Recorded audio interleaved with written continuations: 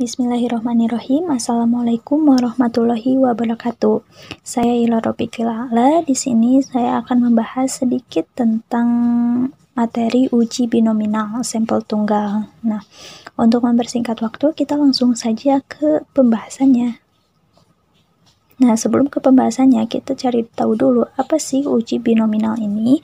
Nah, uji binominal adalah uji non-parametrik yang digunakan untuk menguji hipotesis suatu proporsi populasi yang terdiri dari kelompok kelas. Misalnya, kelas pria dan wanita, senior dan junior, dan lain-lain.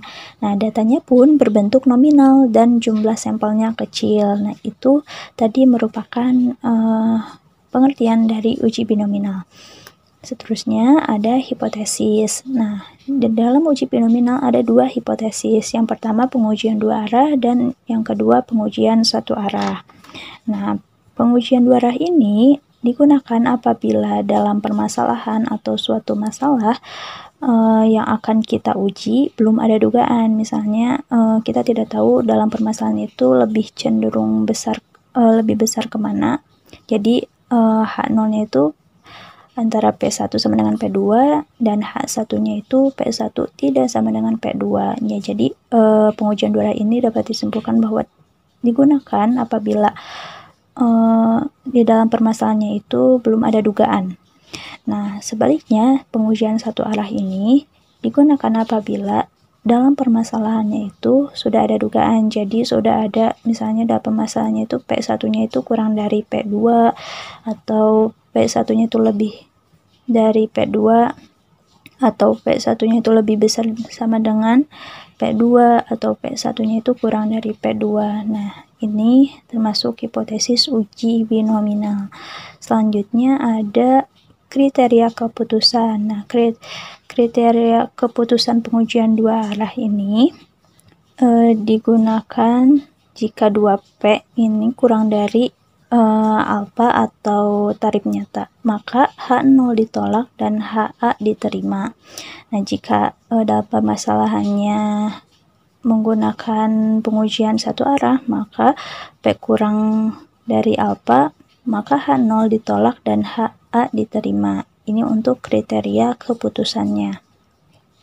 Selanjutnya, nah uji binominal ini juga dibagi menjadi dua berdasarkan banyaknya data. Yang pertama ada N kurang dari 25, artinya jadi jumlah datanya itu kurang dari 25. Nah, menentukan PX dengan melihat tabel kemungkinan yang berkaitan dengan harga-harga kecil, harga-harga X observasi dalam tes binominal. Jadi N kurang dari 25 ini akan menggunakan tabel uji binominal untuk menyelesaikan permasalahannya. Nah, jika N-nya itu lebih dari 25, maka akan menggunakan rumus ini. Nah, itu sudah jelas. Dan selanjutnya kita langsung ke permasalahannya. Misalnya, dilakukan penelitian untuk mengetahui kecenderungan masyarakat dalam memilih perawatan kecantikan. Berdasarkan 20 anggota, sampel yang dipilih secara acak, ternyata 8 orang memilih perawatan kecantikan di salon dan 12 lainnya lebih memilih klinik kecantikan. Ujilah bahwa peluang masyarakat dalam memilih perawatan kecantikan di salon dan klinik kecantikan adalah sama. Nah, kita tekankan di sini adalah kata samanya, berarti belum ada dugaan lebih besar kemana atau lebih kecil kemana. Jadi permasalahan ini akan menggunakan hipotesis dua arah karena belum ada dugaan seperti yang tadi. Dengan taraf nyata yang digunakan adalah 1% atau alfanya itu kita akan menggunakan 1%. Nah, seperti yang sudah tadi saya jelaskan, untuk penyelesaiannya kita akan menggunakan hipotesis dua arah. Nah, hipotesis dua arah itu tadi ada H0-nya itu P1 sama dengan P2. Dengan hipotesis tidak terdapat perbedaan antara kemungkinan masyarakat dalam memilih perawatan kecantikan di salon dan di klinik kecantikan. Dan hipotesis alternatifnya P1 tidak sama dengan P2. terdapat perbedaan antara kemungkinan masyarakat dalam memilih perawatan kecantikan di salon dan di klinik kecantikan. Untuk taraf signifikan yaitu alpanya itu sama dengan 0,01 yang tadi sudah di dalam permasalahannya 1%. 1% itu sama dengan 0,01. Nah, uji statistiknya itu uji binominal. Statistik ujinya itu uji binominal. Nah, kriteria keputusannya itu jika 2P kurang dari alfa, maka H0 ditolak dan HA diterima. Karena tadi kan hipotesisnya menggunakan hipotesis dua arah, maka kriteria keputusannya juga pun menggunakan yang ini. Kita ke tabel bantu penyelesaian untuk menyelesaikan permasalahan yang tadi. Nah, alternatif pilihannya itu ada salon dan klinik kecantikan. Dengan frekuensi 8 orang memilih salon dan 12 orang memilih klinik kecantikan dengan total 20 orang. Nah, untuk perhitungannya, kita akan mencari X. X-nya itu didapat dari frekuensi yang lebih kecil antara salon dan kecantikan.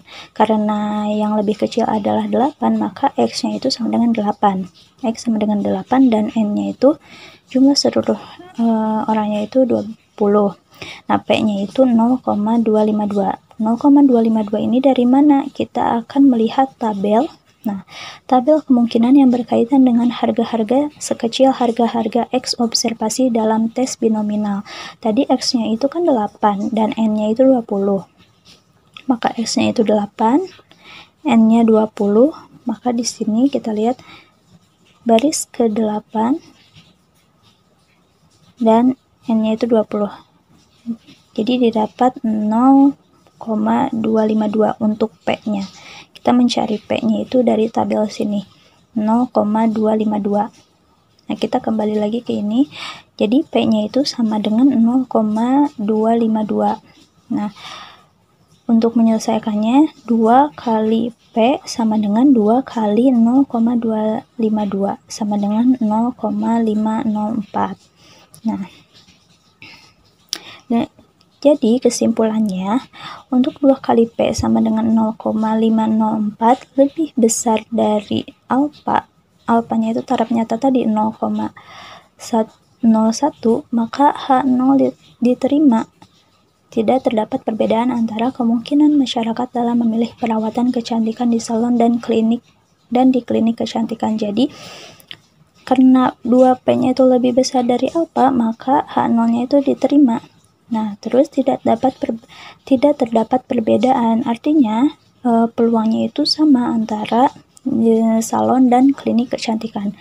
Jadi, kesimpulannya, kita dapat ambil peluang masyarakat memilih salon dan klinik kecantikan adalah sama, 50%.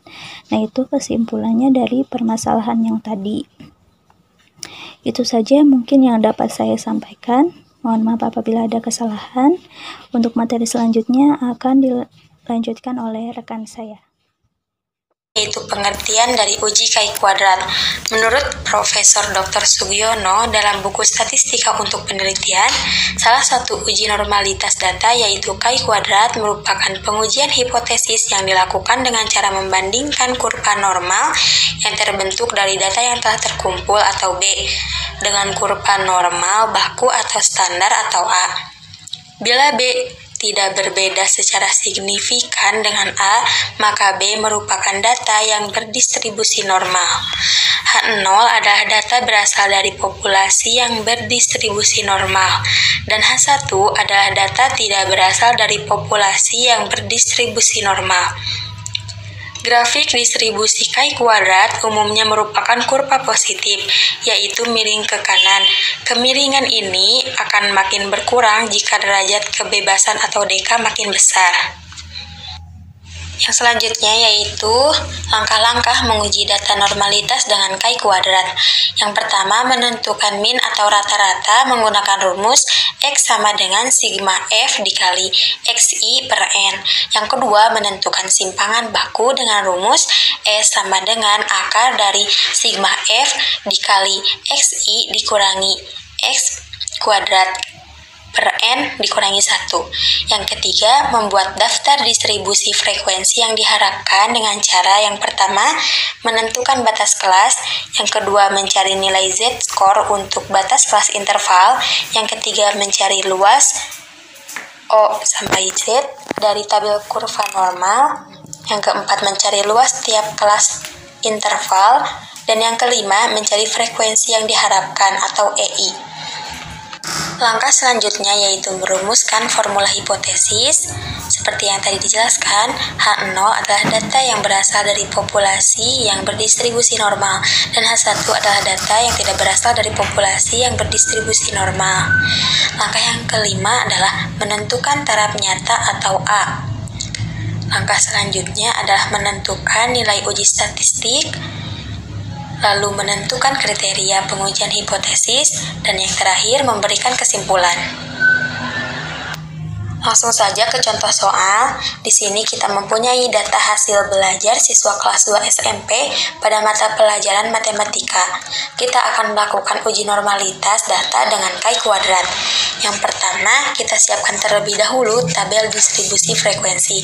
Seperti yang tertera pada gambar, di sini kita mempunyai tabel distribusi frekuensi. Untuk interval prestasinya, kita mempunyai 45 sampai 54 untuk frekuensinya 1, 55 sampai 64 frekuensinya 4, 65 sampai 74 frekuensinya 16, 75 sampai 84 untuk frekuensinya 7, dan 85 sampai 94 frekuensinya 2 dengan jumlah frekuensinya yaitu 30.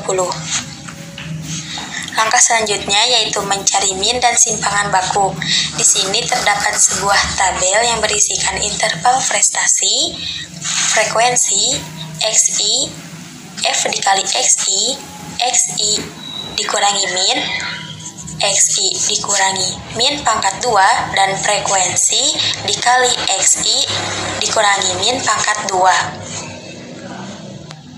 Untuk penjelasannya, langsung saja simak video berikut ini. XI, kenapa ini bisa menjadi 49,5?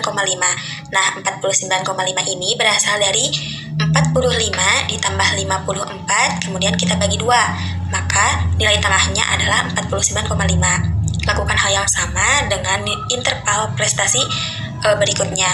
Maka akan diperoleh nilai XI-nya 59,5, 69,5, 79,5, dan 89,5. Kemudian yang selanjutnya kita cari F dikali XI. Nah, F di sini itu merupakan frekuensi dikali XI. Nah, untuk XI-nya kita sudah mempunyai nilai. Langsung saja kita ke proses pengerjaannya. Untuk frekuensinya di sini kita mempunyai 1, 4, 16, 7, dan 2. Lalu langsung saja kita kalikan dengan XI yang telah kita hitung tadi.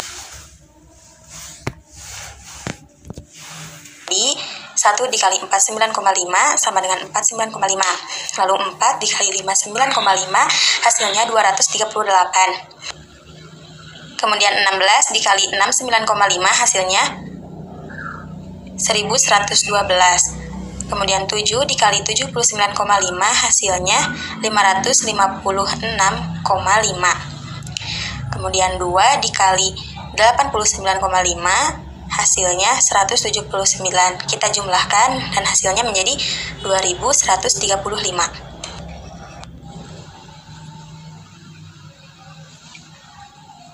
Nah, selanjutnya kita cari XI dikurangi min. Untuk minnya kita cari dulu menggunakan rumus sigma F dikali XI per sigma F sama dengan 2135.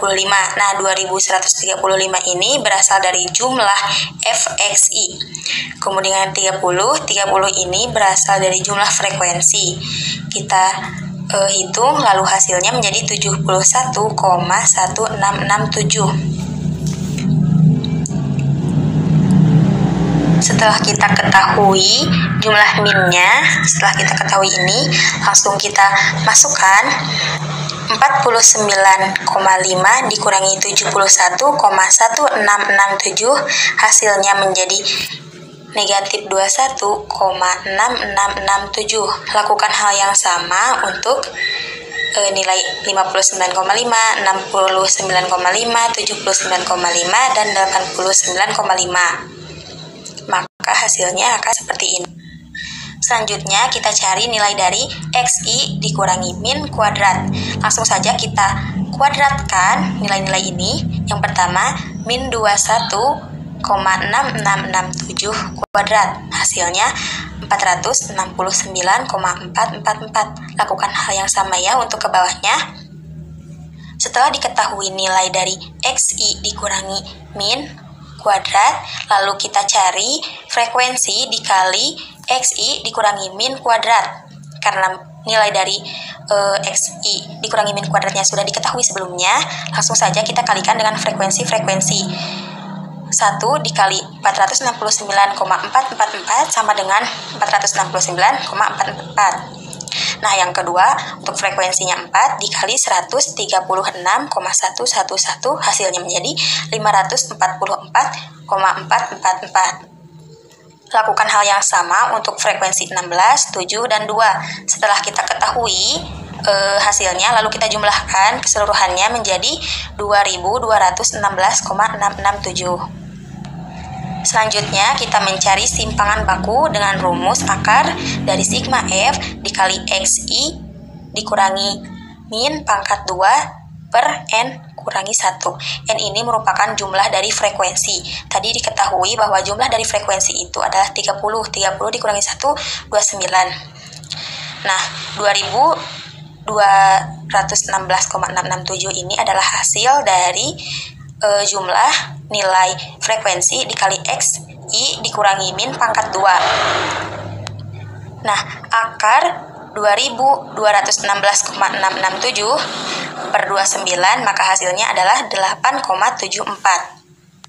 Nah, selanjutnya kita membuat daftar distribusi frekuensi yang diharapkan dengan cara menentukan batas kelas angka skor kiri pada kelas interval dikurangi dengan 0,5 dan angka skor kanan pada kelas interval ditambah 0,5 sehingga kita memperoleh batas kelasnya sebagai berikut. Nah, batas kelasnya di sini kita mempunyai 44,5, 54,5, 64,5, 74,5, 84,5, dan 94,5. Selanjutnya kita mencari nilai Z-score untuk batas interval. Batas interval kelasnya kita sudah salin seperti ini ya. Untuk rumusnya, di sini kita punya rumus Z sama dengan batas kelas dikurangi min per simpangan baku. Untuk minnya sudah tadi kita ketahui 71,16. Kita langsung substitusikan saja nilai min dan nilai simpangan bakunya, maka akan diperoleh hasilnya seperti ini ya. Untuk yang pertama, untuk batas kelas yang pertama, nilai Z-nya yaitu negatif 3,050343,249. Lakukan hal yang sama untuk batas-batas kelas selanjutnya. Nah, selanjutnya kita mencari luas 0Z dari tabel kurva normal. Nah, untuk luas 0Z pada tabel ini, yang kita sudah peroleh ini, sebelumnya kita harus punya terlebih dahulu tabel kurva normalnya. Nah, bentuk tampilan tabel kurva normal itu seperti ini. Nah, seperti ini ya bentuk tampilannya. Nah, di sini kita mempunyai nilai Z-nya. Misalnya yang pertama 3,05. Nah, kita mencari di sini tabelnya 3,0. Mana 3,0? Nah, ini ya di bawah. Nah, 3,0.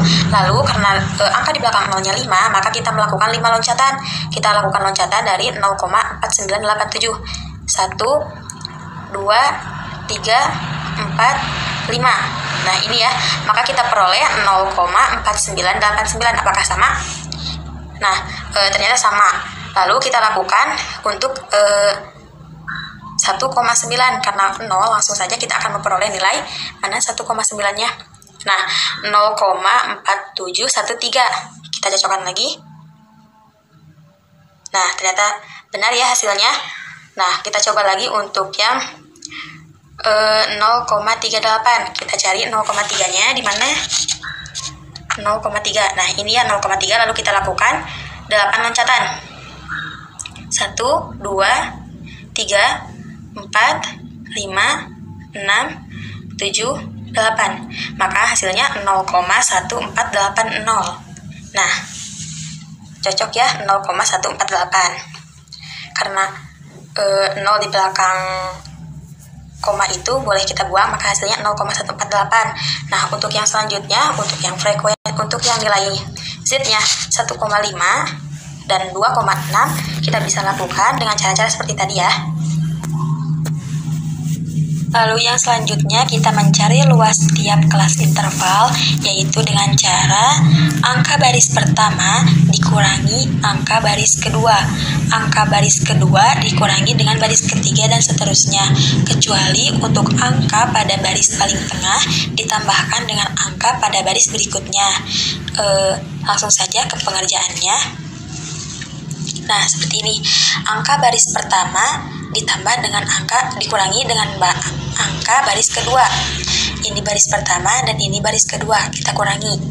Maka hasilnya menjadi 0,076. Nah, yang selanjutnya angka baris kedua dikurangi dengan angka baris ketiga.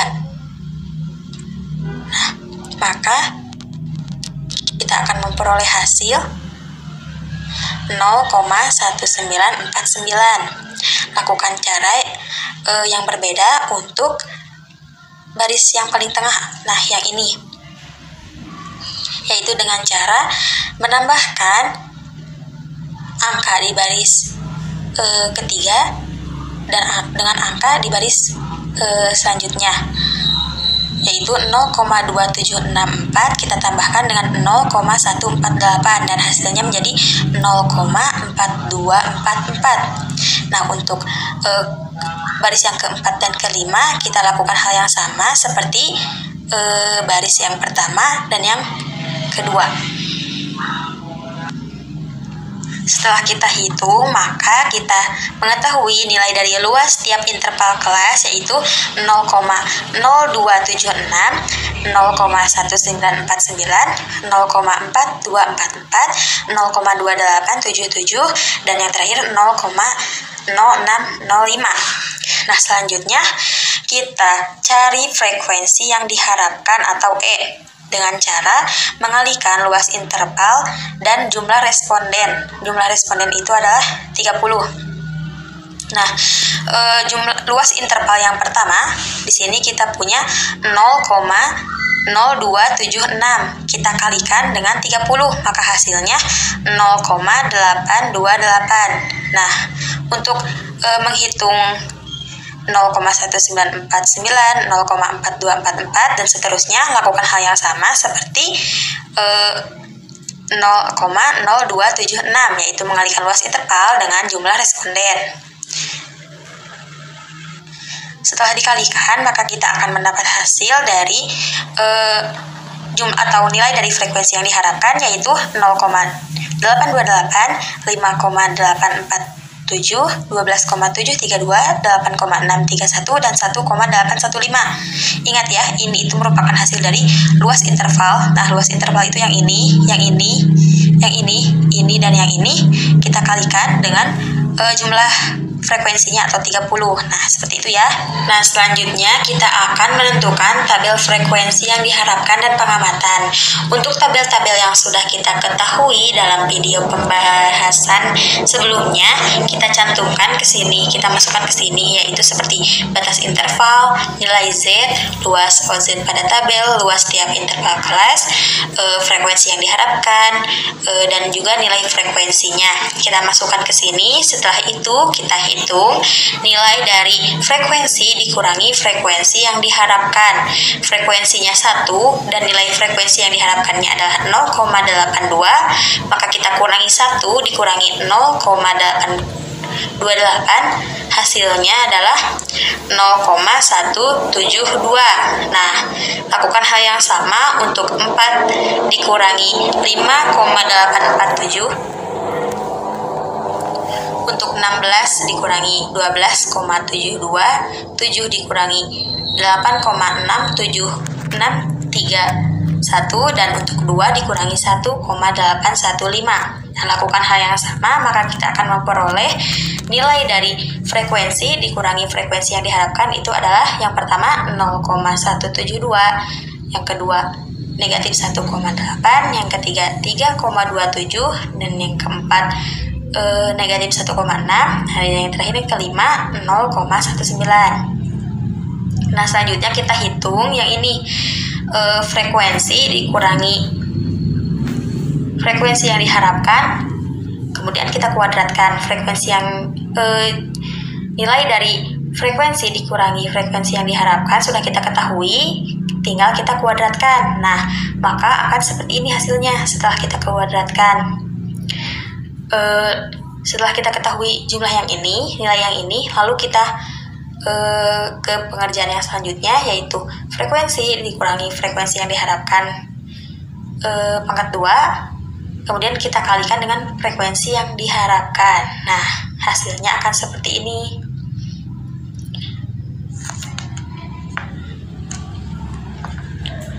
Nah, ini adalah nilai dari frekuensi dikurangi frekuensi yang diharapkan pangkat 2, kemudian kita kalikan dengan frekuensi yang diharapkan.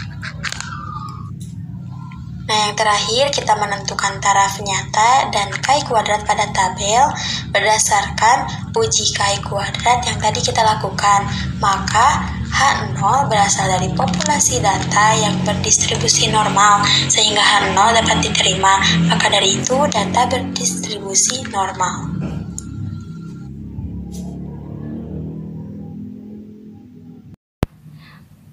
Bismillahirrahmanirrahim. Saya Elvira Amelia. Di sini saya akan menjelaskan mengenai uji kolmograf Smirnov dan uji RAN. Oke, untuk mempersingkat waktu, kita langsung saja ke penjelasan yang pertama, yaitu uji kolmograf Smirnov. Nah, apa sih fungsi dari uji kolmograf Smirnov ini? Uji kolmograf Smirnov ini digunakan untuk apa? Nah, uji kolmograf ini digunakan untuk mengetahui kesesuaian antara distribusi serangkaian skor hasil observasi dengan distribusi teoritis tertentu. Dengan melihat distribusi sampling hasil pengamatan tersebut, dapat diketahui apakah perbedaan yang besar itu terjadi hanya kebetulan saja, ataukah menunjukkan perbedaan yang sebenarnya dari populasi.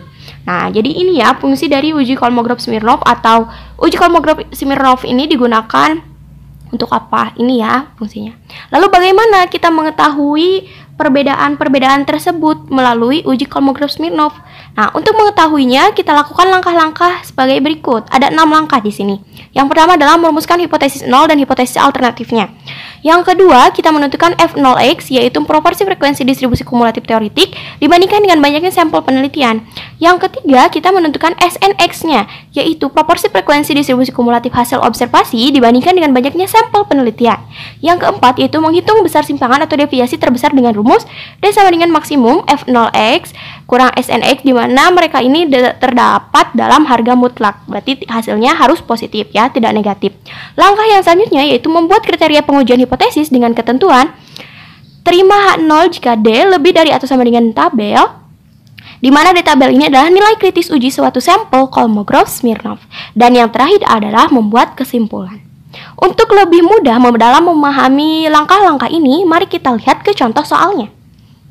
Nah, di sini disediakan sebuah contoh soal di mana seorang guru TK ingin mengetahui apakah ada perbedaan kesukaan siswanya terhadap buah-buahan. Nah, perbedaan ini kita hitung menggunakan kolmograf Smirnov. Untuk keperluan tersebut disediakannya 5 macam buah-buahan, yaitu 1 jeruk, yang kedua pisang, yang ketiga apel, 4 mangga, yang kelima rambutan. Dari hasil pengamatan terhadap 20 siswanya diperoleh data sebagai berikut. Jenis buah yang disediakan, buah nomor 1 yaitu buah jeruk. Banyak siswa yang memilihnya adalah 5 orang. Yang buah kedua yaitu pisang, yang memilihnya adalah 1 orang. Untuk yang buah yang ketiga yaitu apel, yang memilihnya adalah 9 orang siswa. Yang keempat yaitu buah mangga, yang memilihnya adalah 3 orang siswa. Dan yang terakhir untuk buah rambutan, yang memilihnya hanya 2 orang siswa saja. Dengan menggunakan taraf nyata 10%, tentukan apakah ada perbedaan kesukaan terhadap buah-buahan yang sudah disediakan. Oke, kita langsung sesuaikan dengan langkah-langkah tadi. Nah, yang pertama kita tentukan rumusan hipotesisnya, yaitu H0 dan H alternatifnya, di mana H0-nya itu adalah tidak terdapat perbedaan kesukaan terhadap buah-buahan yang disediakan dari siswa TK tersebut. Kemudian H alternatifnya atau hipotesis alternatif H1-nya yaitu terdapat perbedaan kesukaan terhadap buah-buahan yang disediakan dari siswa tersebut. Yang kedua, langkahnya yaitu menentukan F0x, SNx, dan harga mutlak F0x dikurang SNx-nya, yaitu proporsi frekuensi distribusi kumulatif teoretik dibandingkan dengan banyaknya sampel penelitian. Yaitu kita lakukan dengan menggunakan tabel untuk mempermudah. Nah, kita lanjutkan tabel dari soal yang tadi, kita lanjut ke F0x-nya, di mana F0x-nya ini seperti yang tadi sudah diketahui bahwa F0x di sini adalah proporsi frekuensi distribusi kumulatif teoretik dibandingkan dengan banyaknya sampel penelitian. Nah, di sini kita tinggal membagikan antara buah yang dipilih dengan banyaknya buah. Di sini jenis buah yang disediakan, buah yang pertama dibagi dengan banyaknya buah. Banyaknya buah adalah 5, yaitu buah jeruk, buah pisang, buah apel, buah mangga, dan buah rambutan. Nah, lanjut ke tabel yang keduanya yaitu 2/5, di mana 2/5 ini adalah buah yang kedua, yaitu buah pisang dibagi dengan banyaknya buah, yaitu 5 buah. Kemudian tabel yang ketiganya sama 3/5, 4. Kemudian tabel selanjutnya 4/5, 5/5. Di mana ya yang penyebutnya itu adalah buah yang dipilih dan penyebutnya itu banyaknya buah dan pembilangnya itu buah yang dipilih. Nah, kemudian SNx-nya. Di sini SNx-nya adalah frekuensi kumulatif dibagi dengan banyaknya siswa. Nah, sekarang kan untuk buah yang pertama yang memilih 5 orang ya. 5 orang siswa. Dibagi banyaknya siswa adalah 20 orang, jadi 5/20. Nah, untuk tabel yang keduanya yaitu frekuensi kumulatif, berarti 5 tambah 1. 5 tambah 1 adalah 6. 6 dibagi banyaknya siswa, dibagi 6/20. Kemudian tabel yang ketiga yaitu 6 ditambah 9. 6 tambah 9, 15. 15 dibagi banyaknya siswa, 20. Jadi 15/20. Kemudian lanjut seperti itu juga jadi 18/20. Kemudian di tabel yang terakhir di buah rambutan yaitu 20/20. Kita masuk ke harga mutlaknya, di mana harga mutlak F0x kurang SNx ini untuk tabel yang pertama adalah 1/20. Kenapa hasilnya 1/20? Karena harga mutlak 1/5 dikurang 5/20 adalah negatif 1/20. Negatif 1/20 di dalam harga mutlak artinya jadi positif, jadi 1/20. Begitupun dengan yang lainnya. 2/5 dikurang 6/20 di dalam harga mutlak 2/20. Harga mutlak 3/5 dikurang 15/20 hasilnya adalah 3/20. Harga mutlak 4/5 dikurang 18/20 hasilnya adalah 2/20. Harga mutlak 5/5 dikurang 20/20 hasilnya adalah 0. Maka dari hasil perhitungan di atas diperoleh nilai D-nya sama dengan 3/20 sama dengan 0,15. Bukan 0,5 ya, itu 0,15, salah ngetik. Nah, kenapa kita nilai D-nya memilih yang 3/20? Karena sesuai di langkah-langkah yang tadi, menghitung besar simpangan atau deviasi terbesar dengan rumus D sama dengan maksimum harga mutlak F0x dikurang SNx. Jadi kita itu mengambilnya yang nilai maksimumnya. Sedangkan di harga mutlak F0x dikurang SNx ini yang paling besar adalah 3/20 yaitu 0,15. Maka kita lanjut ke langkah selanjutnya, yaitu menentukan nilai D tabel sama dengan nilai kritis uji suatu sampel Kolmogorov Smirnov untuk N sama dengan 20. N sama dengan 20 ini apa sih? N sama dengan 20 ini adalah banyak siswanya. Banyak siswanya kan 20 orang. Dengan taraf nyata 0,1. 0,1 ini dari mana? Dari 10% tadi. 10% tadi ya. Kemudian adalah 0,2647. 0,2647 ini dari mana? Dari D tabel. Kita lihat D tabel di sini. Nah, itu yang diberi tanda kuning ya. Hasilnya ya yang 0,2647. Di mana yang di atasnya itu 0,1 ya. 0,1 yang 10% itu. Kemudian di sisi sebelah ininya adalah 20 atau banyak siswanya 20 orang. Nah, lalu ketemu di D tabelnya 0,2647. Nah, jadi seperti itu. Dengan taraf nyata 0,1 adalah 0,2647. Betul ya, karena tadi dilihat juga di D tabelnya seperti itu. Kita lanjut ke langkah yang keempatnya, yaitu membuat kriteria pengujian hipotesis dengan ketentuan terima H0 jika D kurang dari atau sama dengan D tabel. Karena nilai D-nya sama dengan 0,15, otomatis kurangkan dari D tabel. D tabelnya kan 0,2647. Sekarang nilai D-nya 0,15. Berarti kan D-nya itu kurang dari atau sama dengan D tabel kan? maka H0-nya diterima. Kecuali kalau D-nya lebih besar dari D tabel, maka tidak diterima. Karena ini D-nya kurang dari atau sama dengan D tabel, maka H0-nya diterima. Otomatis kesimpulannya adalah tidak terdapat perbedaan kesukaan terhadap buah-buahan yang disediakan oleh siswa TK tersebut. Seperti itu. Nah, alhamdulillah untuk uji Kolmogorov-Smirnov selesai. Kita lanjut ke ujiran. Nah, untuk ujiran di sini, kita lanjut ke ujiran. Ujiran ini dapat digunakan untuk melihat apakah observasi atau sampel diambil secara random. Data bisa berbentuk kualitatif seperti data laki-laki dan perempuan, atau kuantitatif seperti data di bawah rata-rata diberi simbol minus dan data di atas rata-rata diberi simbol plus, atau seperti ini, ya. Apakah data yang digunakan dalam suatu penelitian merupakan sampel acak atau bukan? Maka kita bisa menggunakan run test atau ujiran, atau dikenal dengan nama uji runtun. Pengujian dilakukan dengan cara mengukur keacakan populasi yang didasarkan pada sampel yang merupakan hasil pengamatan. Nah, seperti itu ya untuk ujiran atau run test ini. Lalu bagaimana kita cara menghitungnya? Disediakan di sini ada 6 langkah seperti uji Kolmogorov-Smirnov. Langkah pertama yaitu merumuskan hipotesis, sama ya. Langkah pertama pasti merumuskan hipotesisnya. Di mana H0 dan hipotesis alternatifnya di sini adalah H0-nya data berasal dari sampel acak, sedangkan H alternatif atau hipotesis alternatifnya atau H1-nya adalah data bukan sampel acak. Ya. Langkah yang kedua yaitu menghitung banyaknya runtun R, yaitu banyaknya terjadi perubahan tanda. Kita lihat tadi seperti apa sih perubahan tanda itu. Nah, kemudian yang ketiga adalah untuk nilai N1 dan N2-nya kurang dari atau sama dengan 20 dilanjutkan dengan mencari nilai R tabel ujiran. Langkah keempat untuk nilai N1 dan atau N2 kurang lebih dari 20 dilanjutkan menghitung nilai Z tabel dengan rumus Z hitung sama dengan R dikurang dalam kurung 2N1 dikali N2 dibagi N1 ditambah N2 ditambah 1 dibagi akar 2N1 dikali N2 dalam kurung 2N1 dikali N2 dikurang N1 dikurang N2 dibagi N1 tambah N2 dikuadratkan dikali N1 tambah N2 dikurang 1. Itu ya rumusnya. Nah, di sini ujiran atau run test ini ada dua cara. Kalau N1 dan N2-nya kurang atau dari atau sama dengan 20, maka kita hitungnya menggunakan R tabel. Kalau misal N1 dan N2-nya lebih dari 20, kita pakai Z hitung ini, ya. Langkah yang kelima yaitu kriteria penerima hipotesis, di mana H0-nya atau hipotesis 0-nya diterima jika R1 tabel kurang dari atau sama dengan R kurang dari atau sama dengan R2 tabel. Atau jika kita menggunakan Z hitung, maka negatif Z tabel kurang dari atau sama dengan Z hitung kurang dari atau sama dengan Z tabel. Yang terakhir adalah kesimpulan.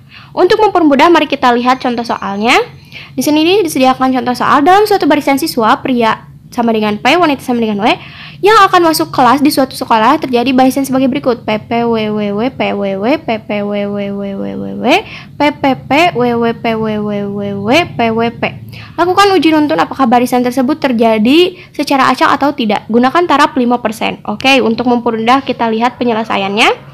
Di sini dalam penyelesaiannya yang pertama masuk ke merumuskan hipotesis, di mana hipotesis 0-nya barisan tersebut bersifat acak.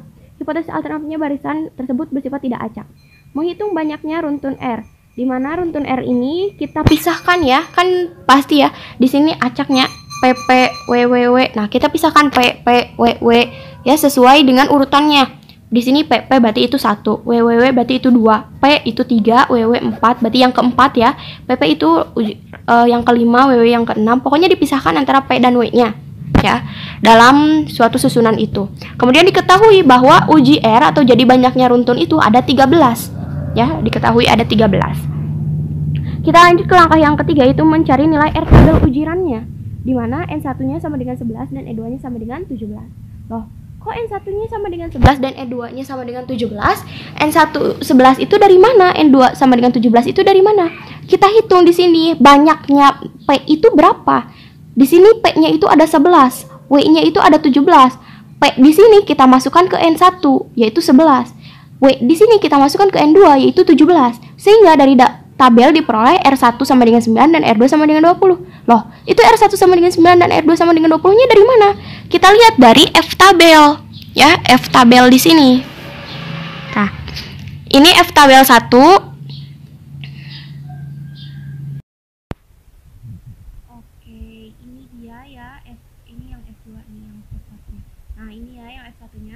Cari yang di sebelah kiri, N1-nya itu yang 11, yang di atas itu N2-nya itu yang 17. ketemu adalah 9. Dan yang untuk F2-nya, nih yang F2-nya itu kita cari sama yang di sebelah kirinya itu 11 dan yang di atasnya itu yang 17 karena N2-nya kan 17 ya, yaitu 20. Maka betul di sini itu di dalam soalnya itu N1 sama dengan 11 dan N2 sama dengan 17, sehingga dari tabel diperoleh R1 sama dengan 9 dan R2 sama dengan 20. Nah, maka kriteria penerimaan hipotesisnya yaitu H0 diterima jika R1 tabel kurang dari atau sama dengan R kurang dari atau sama dengan R2 tabel. Karena di sini kan R1-nya 9, runtun R-nya 13, kemudian R2-nya adalah 20. Maka betul ya, 9 kurang dari 13 kurang dari 20. Maka H0-nya diterima. Kesimpulannya, barisan tersebut bersifat acak. Maka penyelesaian dari soal ini adalah terjadi secara acak sesuai dengan uji R yang atau rantes yang kita hitung. Nah, karena kan di sini kita rantes itu ada dua cara ya. Yang pertama caranya itu menggunakan F tabel ya, seperti kita tadi cara menghitung, dan yang kedua caranya menggunakan Z hitung. Karena di sini N1 dan N2-nya itu kurang dari 20, maka kita hitungnya itu menggunakan F tabel. Tapi kalau misalkan N1 dan N2-nya lebih dari 20, maka kita hitungnya menggunakan Z tabel. Oke, selesai untuk uji Kolmogorov-Smirnov dan uji rantes atau uji RAN. Terima kasih.